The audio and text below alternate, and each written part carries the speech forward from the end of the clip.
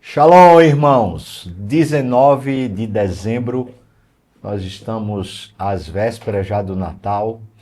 Esse é um momento de pastoreio. Nós vamos lendo a Bíblia desde Gênesis, capítulo 1, chegamos a 1 Samuel, capítulo 16. Você tem acompanhado essa leitura, tem participado conosco. Você chegou agora aqui, seja muito bem-vindo. Nós estamos nesse tempo sendo pastoreados pela Bíblia, pela presença de Deus. Então a gente quer seus motivos de oração. Também a gente quer que você participe conosco aqui da adoração ao Senhor, tá bom? Nós vamos conversar um pouquinho sobre unção. Esse é o assunto de hoje, de 1 Samuel capítulo 16. Mas vamos começar adorando, louvando a Deus juntos?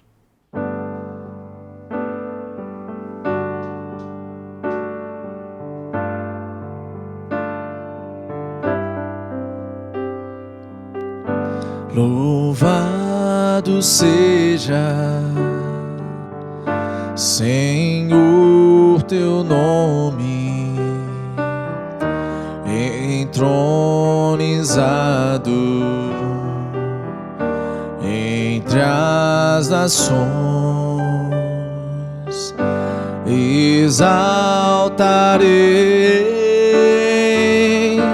a ti, Senhor,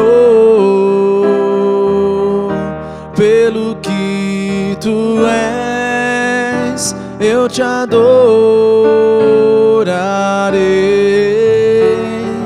Recebe a minha adoração, que é fruto de tua graça a mim e do teu amor que transborda em mim.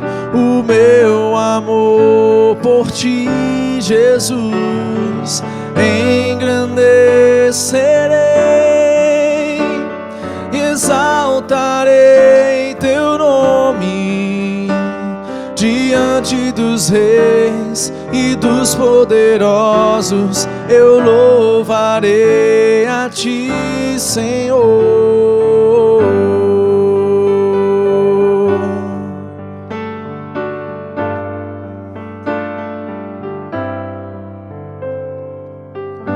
Louvado seja, Senhor, teu nome, entronizado entre as nações. Exaltarei a ti, Senhor, pelo que tu és, eu te adorarei. Recebe a minha adoração, que é fruto de tua graça a mim e do teu amor que transborda em mim. O teu amor por ti, Jesus, engrandecerei e exaltarei teu nome diante dos reis e dos poderosos. Eu louvarei a ti, Jesus, engrandecerei, exaltarei teu nome diante dos reis e dos poderosos. Eu louvarei a ti, Senhor.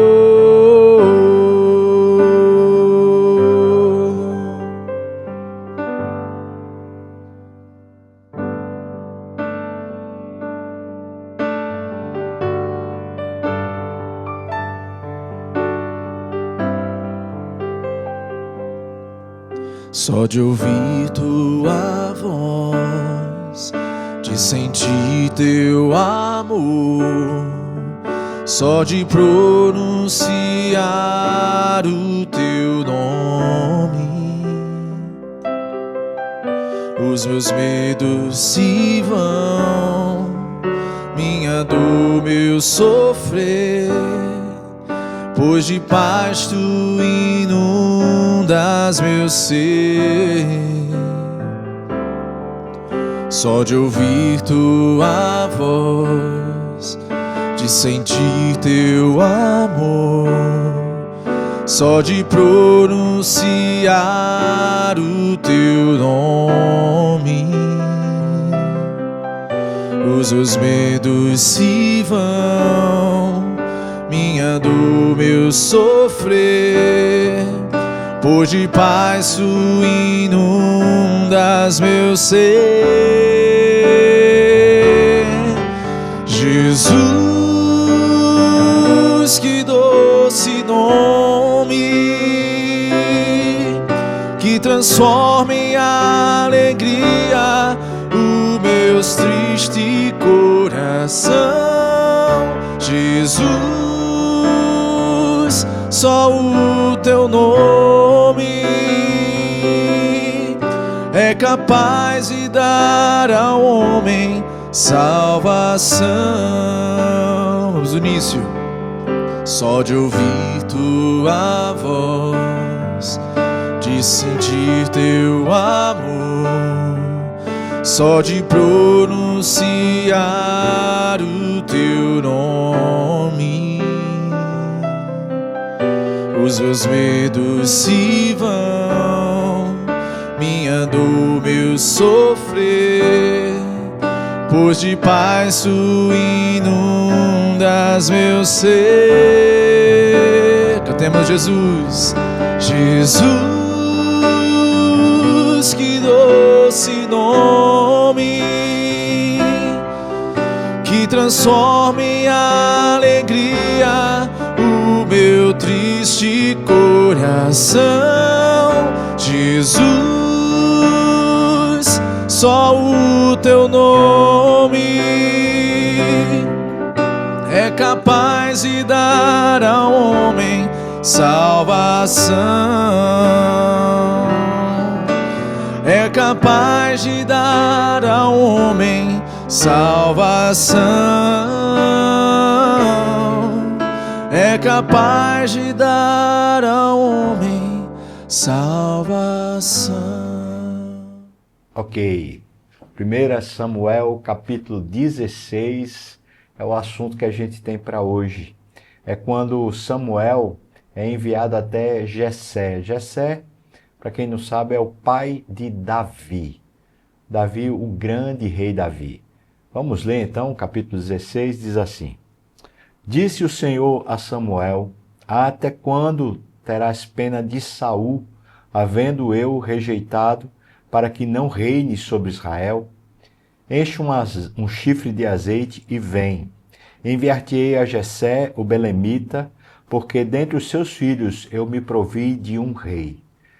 Disse Samuel: Como irei eu, pois Saul o saberá e me matará?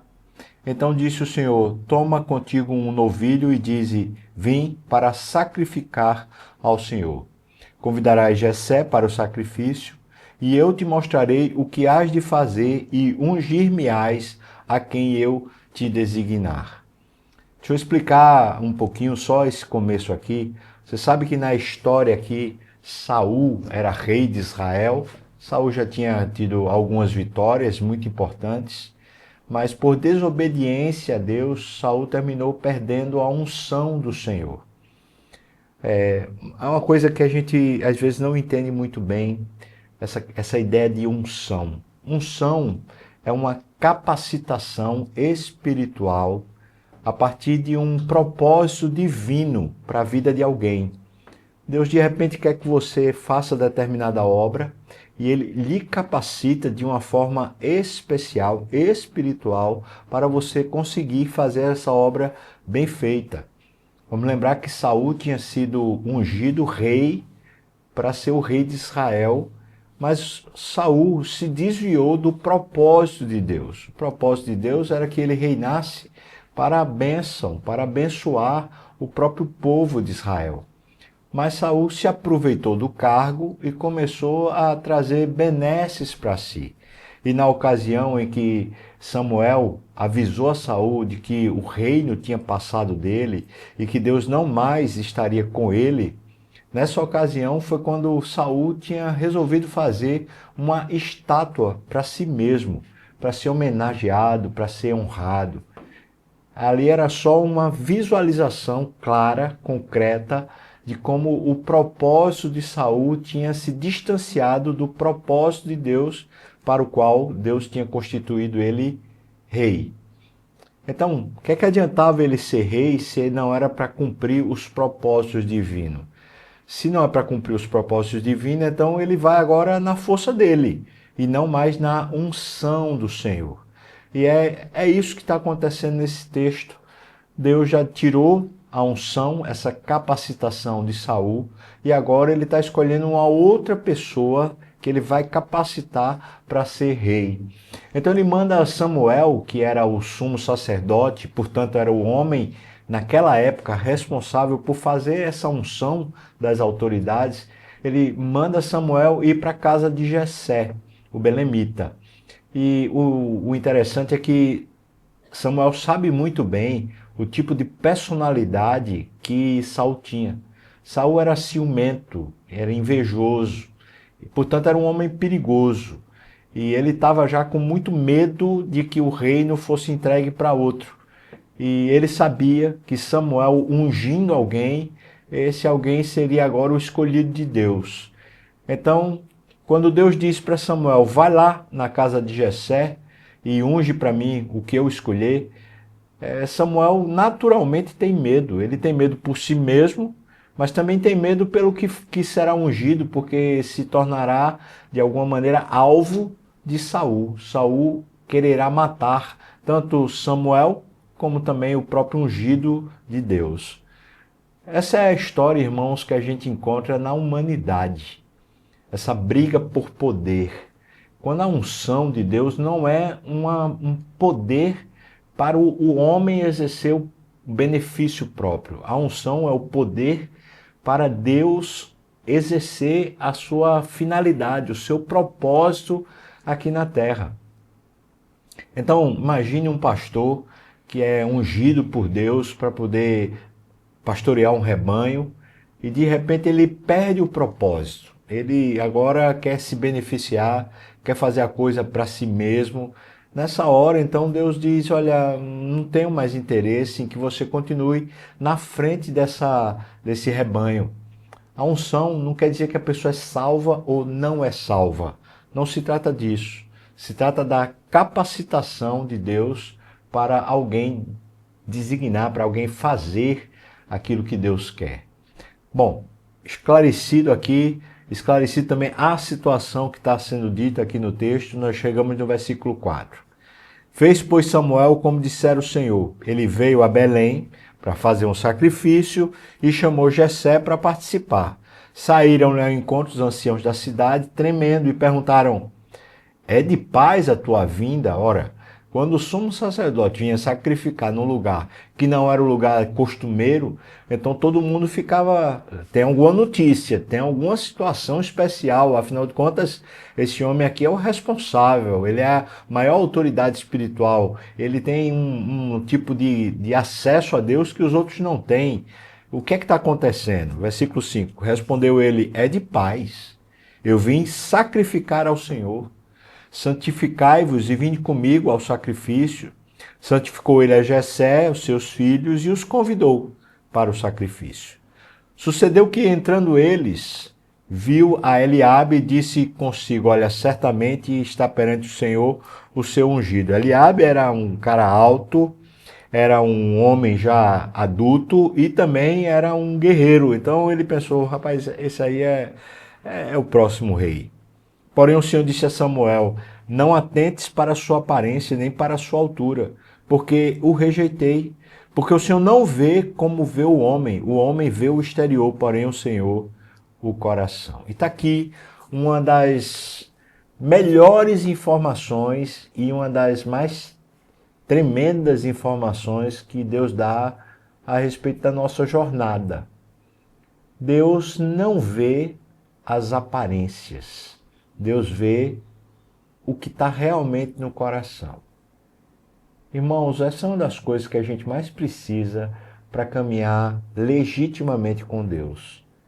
Deus não é levado pela nossa lábia e nem é levado pelos encantos, pelas promessas ou mesmo pelos sucessos que a gente consegue com as nossas artimanhas ou com as nossas obras.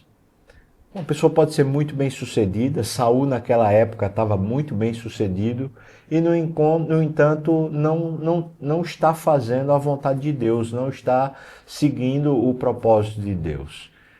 Então, veja que sentença esclarecedora e por outro lado que causa temor.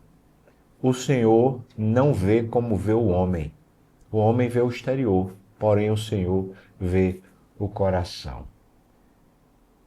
Isso me faz temer. Eu preciso respeitar o que a Bíblia ensina. Será que no meu coração há algum tipo de caminho tortuoso? Eu acho impressionante o Davi quando ele diz: Senhor, sonda-me e conhece. Vê se há em mim algum caminho mau e guia-me por vereda de justiça, por amor do teu nome. Sabe, irmãos, não dá para confiar naquilo que a gente mesmo diz que é o nosso propósito, que é a nossa intenção. Não dá para confiar. Porque muitas vezes a gente está se iludindo, a gente está se enganando. Então, é para a gente temer de verdade. O que eu quero, à medida que eu quero coisas boas, por exemplo, se eu quero que a igreja cresça espiritualmente, que os membros sejam mais maduros, mais fiéis, eu estou querendo isso para meu ministério ser um sucesso ou para Deus ser honrado na vida dessas pessoas? E preciso temer, afinal de contas, eu posso ter a boa intenção, mas por trás a motivação ser errada, não ser o propósito de Deus. O Senhor não vê como vê o homem. O homem vê as aparências.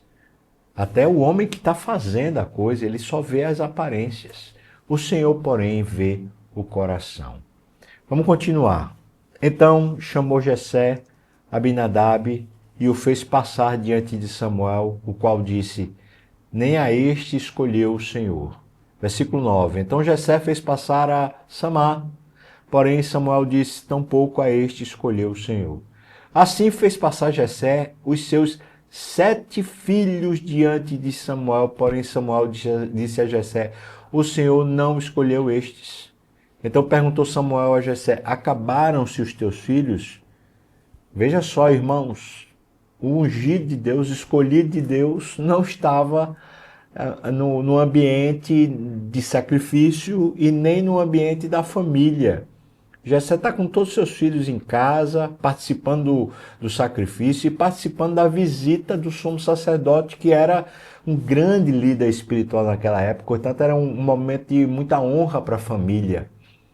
E, no entanto, alguém está esquecido, está relegado, está tirado desse vínculo e desse privilégio, desse prestígio.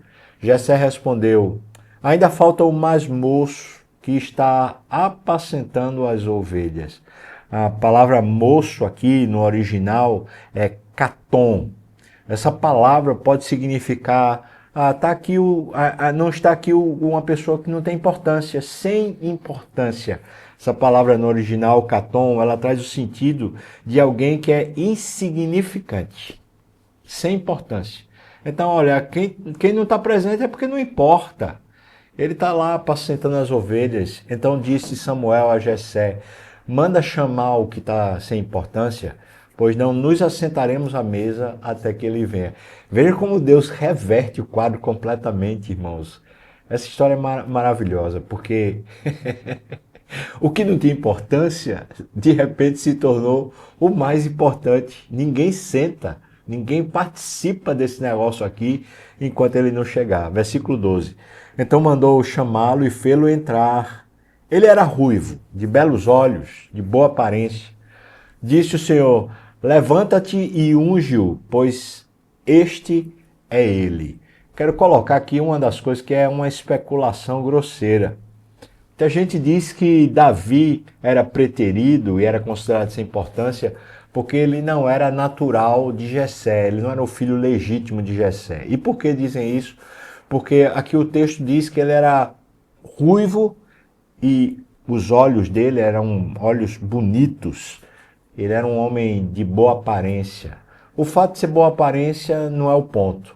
Mas essas duas coisas, os olhos dele aparentemente eram olhos claros ou olhos que eram distintos do normal e ruivos. Então, algumas pessoas, alguns comentaristas falam que era impossível para o povo judeu daquela época ser ruivo. Tinha que ter acontecido da mãe de Davi ter pulado a cerca ou ter feito alguma coisa para ela ter um filho que fosse ruivo. Isso é pura especulação. A gente não vai encontrar isso com clareza nas escrituras. Mas fica aqui a ideia de que de repente ele era preterido por ser um filho bastardo. Versículo 13. Tomou Samuel o chifre do azeite e o ungiu no meio dos seus irmãos. E daquele dia em diante, o Espírito do Senhor se apossou de Davi. Então Samuel se levantou e foi para Ramá. Ramá era o lugar onde ele fazia normalmente o sacrifício. Ele volta para casa.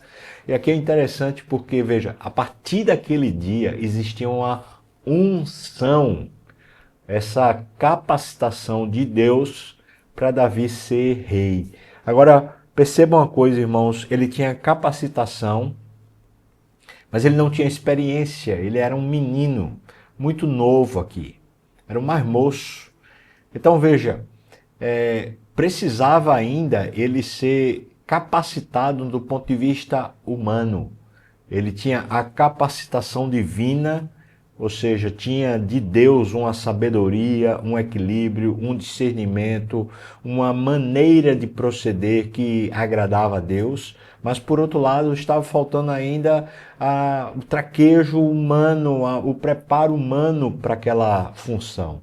É por isso que vai se passar daqui até chegar um momento onde ele assume o reino, ali pelo menos uns 14, 15 anos. Esse período vão ser períodos difíceis na vida de Davi, porque ele vai se tornar um homem maduro, um homem experiente e ungido, porque ungido ele já foi agora. Versículo 14, então mostra como Deus dali por diante começou a colocar Davi em alguns círculos de importância para começar a treiná-lo como homem. Veja, versículo 14. Tendo-se retirado de Saul o Espírito do Senhor, da parte do Senhor veio um espírito maligno que o atormentava. Então os servos de Saul lhe disseram: eis que agora um espírito maligno enviado de Deus te atormenta. Veja que eles estão começando a explicar. Saul, você não só perdeu a unção, você perdeu a paz.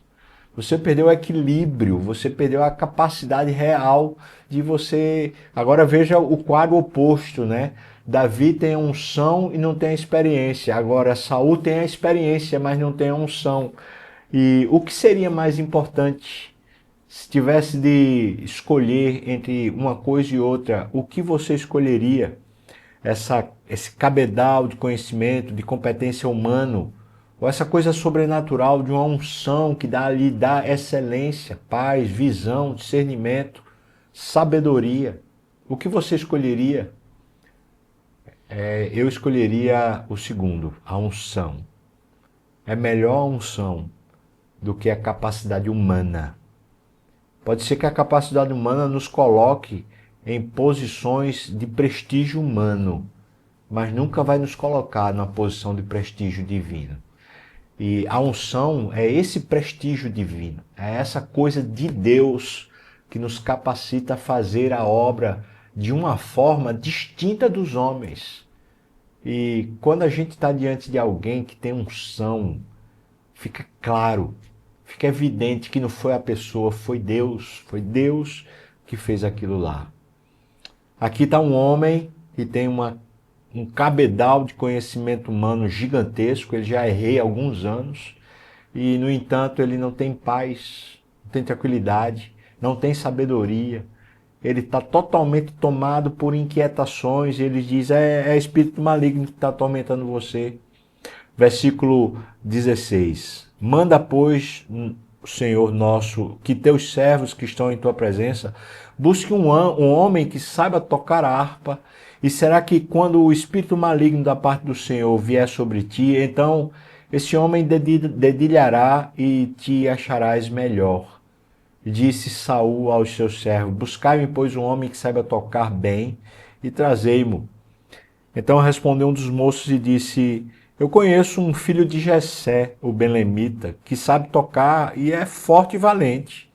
Ele é um homem de guerra, sisudo em palavras, de boa aparência, e o Senhor é com ele. É interessante, né? Veja que a essa altura aqui, Davi já é reconhecido como o Senhor é com ele. Algumas características aqui, né?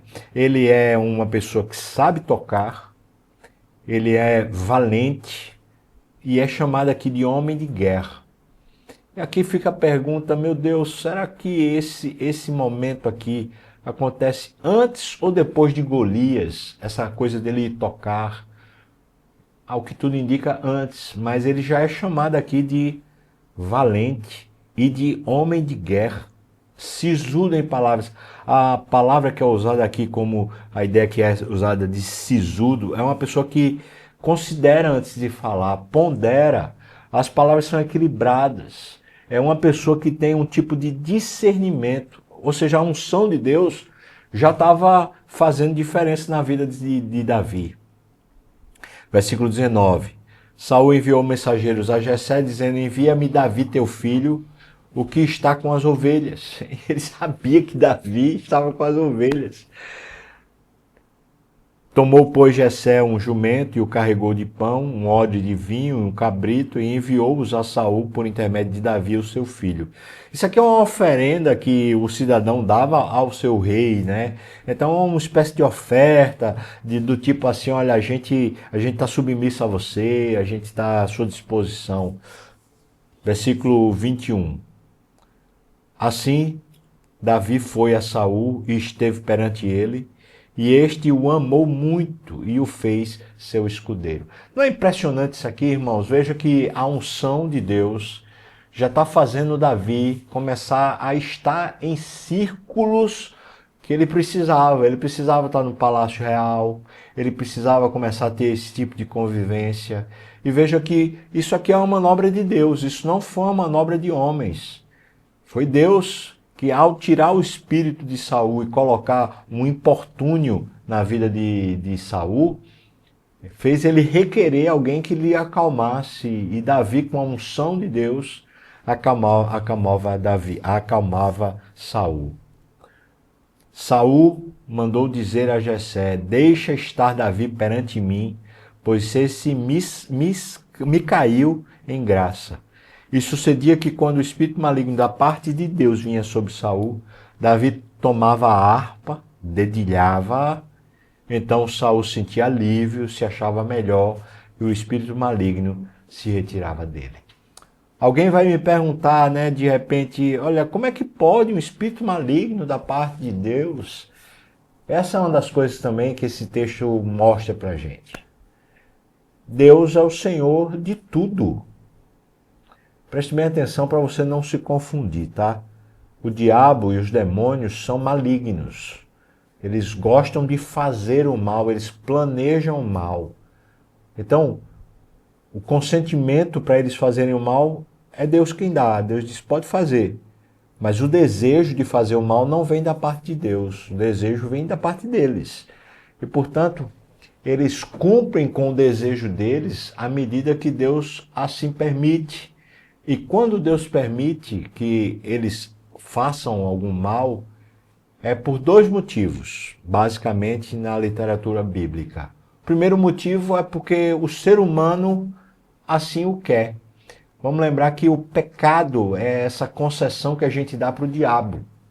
Portanto, Deus às vezes concede porque o próprio ser humano está querendo. Quando, à medida que o homem vive em pecado, ele está sujeito ao pecado e, portanto, ele também está sujeito à culpa, está sujeito à condenação, está sujeito aos próprios ardis do maligno, ao engano do maligno. Mas a segunda situação é quando Deus tem intentos a respeito da vida daquela pessoa que ele está consentindo que o diabo ou os seus anjos façam algum tipo de mal. Vamos lembrar a história de Jó. Jó não era um homem que ficava vivendo em pecado, pelo contrário, mas, no entanto, Deus queria mostrar o quanto Jó amava a Deus e queria que Jó conhecesse a Deus mais profundamente do que ele conhecia até então. Então, Deus consente que o diabo faça mal na vida de Jó, e Jó, no final, diz: olha, eu não conhecia Deus bem. Eu, na verdade, agora estou conhecendo e estou me sentindo um lixo. Eu digo, meu Deus, eu não conhecia o privilégio que é agora, a maravilha que é ter o Senhor. Então ele diz: eu me abomino no pó e na cinza. Eu te conhecia só de ouvir, agora os meus olhos te veem. O segundo motivo é quando Deus tem na vida de alguém uma ascensão espiritual, um crescimento espiritual. Vai fazer a pessoa crescer em várias dimensões. Então ele consente que o maligno faça alguma coisa, porque aquilo será um tempo de dificuldade que redundará em grande crescimento, em grande bonança na vida das pessoas. É por isso que esse espírito maligno vinha da parte de Deus. Porque, na verdade, aqui no caso, Saul resolveu viver em pecado. Então ele estava consentindo que o maligno fizesse algum mal e, portanto, Deus disse: então faz. Se ele mesmo está consentindo, então vá lá e faça o mal. Essa é a explicação para a gente entender como é que podia vir um espírito maligno da parte do Senhor, não é? Bom, irmãos, vamos orar? Você tem algum motivo de oração aí no seu coração? Vamos pensar aqui no texto, né? Você gostaria dessa unção, dessa capacitação de Deus para a vida, para fazer as coisas que você tem nas suas mãos para fazer? Olha só, irmão, você está cumprindo a vocação de Deus, o chamado de Deus na sua vida? Você tem vontade de que Deus seja honrado nas suas obras? Ou as suas obras são apenas para o seu conforto, bem-estar, seu status pessoal? Você tem um real interesse em crescer espiritualmente, em se fortalecer na fé? Se você responder sim para cada uma dessas perguntas, então peça a Deus unção, peça que Ele lhe capacite, que Ele dê a você aquilo que só Ele tem para o bom exercício das suas funções. Então, quer ser um bom pai, uma boa mãe? Peça unção. Quer ser um bom aluno, uma boa aluna? Peça unção. Você quer ser um bom profissional em alguma área, em alguma tarefa? Peça a Deus unção. Lembrando que é uma capacitação de Deus para você cumprir um propósito divino aqui na terra. Vamos orar?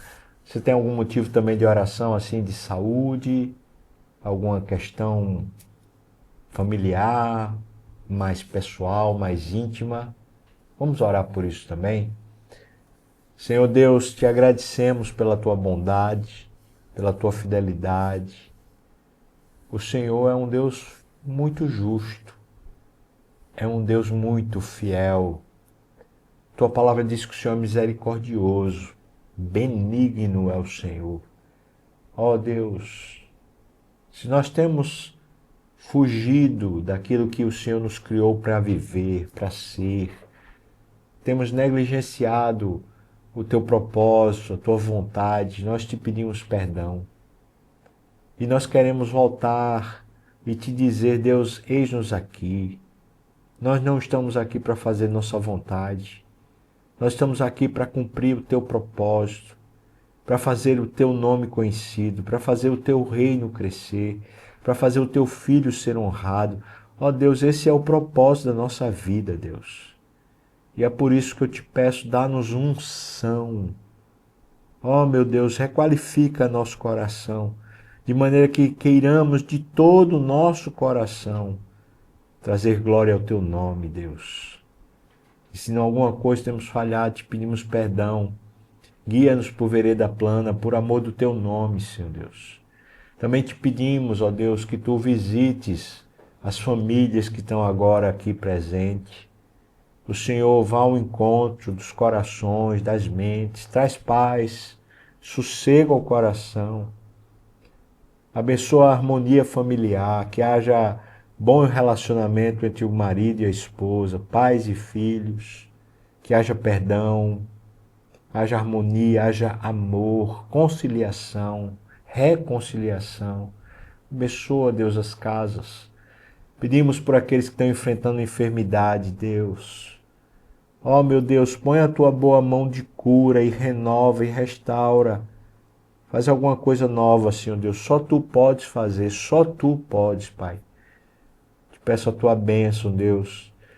Senhor, estamos já chegando aqui no Natal e pedimos a tua bênção para esse momento que nós celebramos a chegada do teu Filho. O Senhor abençoe as festas, abençoe os relacionamentos, Senhor, nas famílias também.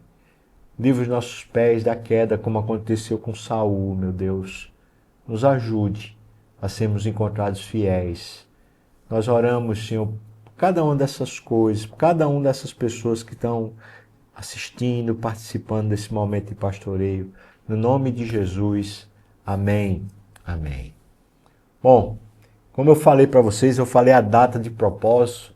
Nós estamos no dia 19 de dezembro e daqui a 2 dias a gente vai ter o nosso Natal, nossa festa de Natal aqui na igreja, que será lá no Colégio Agnes, Mackenzie Agnes, e vai ser às 17 horas.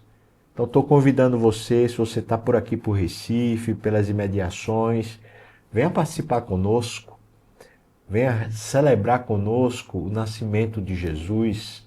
E se você puder, traga alguém assim que você queira que celebre junto com você o Natal. Vamos estar junto, tá bom? Então, vai ser lá no pátio externo do Colégio Mackenzie Agnes. O culto vai começar às 17 horas, mas você pode chegar antes. A gente ter lá bolo, café, suco. Vamos estar junto para celebrar o nascimento de Jesus. Deus te abençoe muito. Que a paz do Senhor seja sobre você. Amém.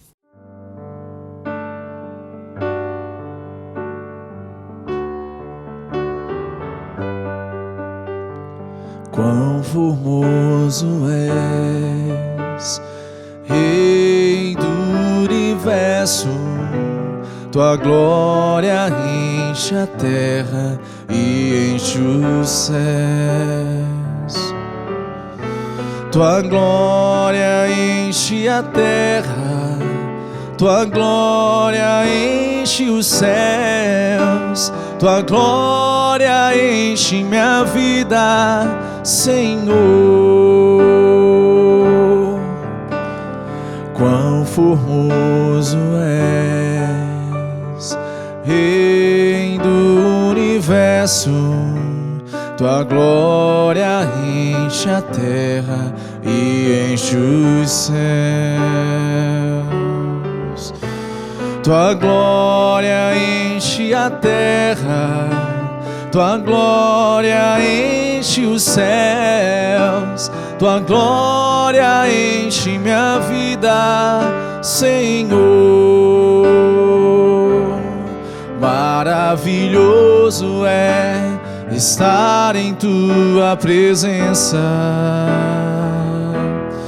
maravilhoso é poder te adorar, maravilhoso é tocar nas suas vestes, maravilhoso é te contemplar, Senhor. Vamos no início, quão formoso, quão formoso és, Rei do universo. Tua glória enche a terra e enche os céus.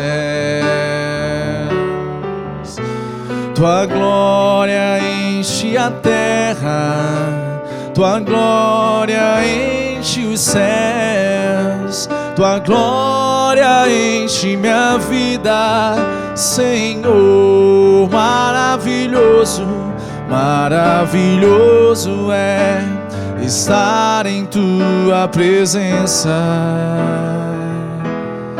Maravilhoso é poder te adorar.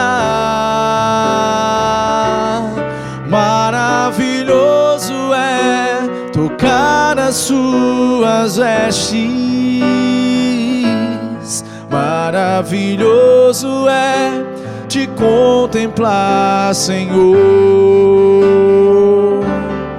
Maravilhoso é estar em tua presença. Maravilhoso é poder te adorar. Maravilhoso é tocar nas suas vestes.